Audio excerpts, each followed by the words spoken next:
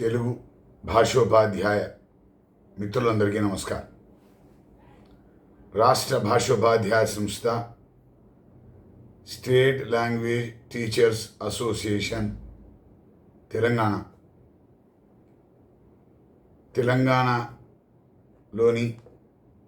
ప్రసిద్ధమైన 11 మంది కవులను గురించి రాష్ట్ర ప్రభుత్వ ఆధ్వర్యంలో నిర్వహించబడుతున్న ప్రభుత్వ ఉన్నత పాఠశాల విద్యార్థులకు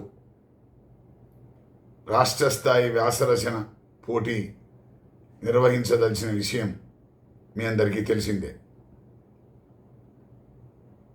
దాని నమోదుకి ఈ నెల అంటే అక్టోబర్ 6వ తేదీతోని గడువు ముగుస్తున్నదన్న విషయం మీకు మరొక మారు తెలియజేస్తున్నాం. ఇప్పటికీ 33 జిల్లాల నుండి 2000 పైచిలుకు విద్యార్థులు వారి పేర్లను నమోదు చేసుకోవడం సంతోషదాయకమైన విషయం. మీ అందరికీ పేరు పేరున కృతజ్ఞతలు తెలియజేస్తున్నాం. అదేవిధంగా రాబోయే 3 రోజులలో కూడా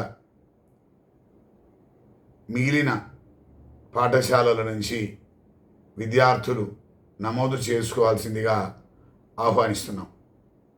ముఖ్యంగా మిత్రులారా,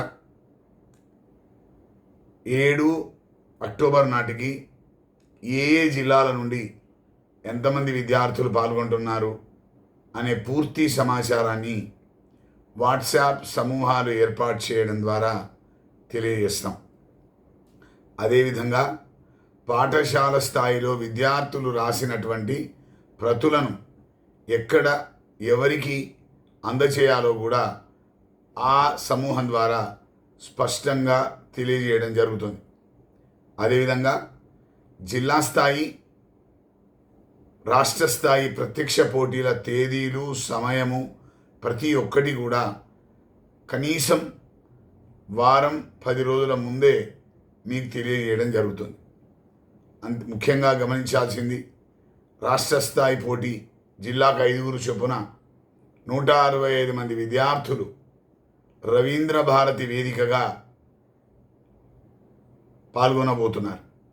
వారందరికీ కూడా, ప్రతి ఒక్కరికి కూడా రాష్ట్ర ప్రభుత్వ పెద్దల చేత, ముఖ్య అధికారుల చేత బహుమతి ప్రదానంతో పాటు సన్మానం చేయించడం కూడా జరుగుతుంది. తెలంగాణ కవులని గౌరవించడంతో పాటు విద్యార్థుల్లో సాహిత్యాభిలాషను పెంపొందింపజేయడమే ఈ కార్యక్రమం ఉద్దేశం. కాబట్టి మిత్రులారా, విద్యార్థులను ప్రోత్సహిద్దాం, సాహిత్యాన్ని కాపాడదాం. భాషోపాధ్యాయ సైనికులం, భాషామ తల్లికి సేవకులం అంటూ SLTA ముందుకు సాగుతున్నది. ప్రోత్సహించాల్సిందిగా కోరుతున్నాను. నేను చక్రవర్తుల శ్రీనివాస్. ధన్యవాదాలు.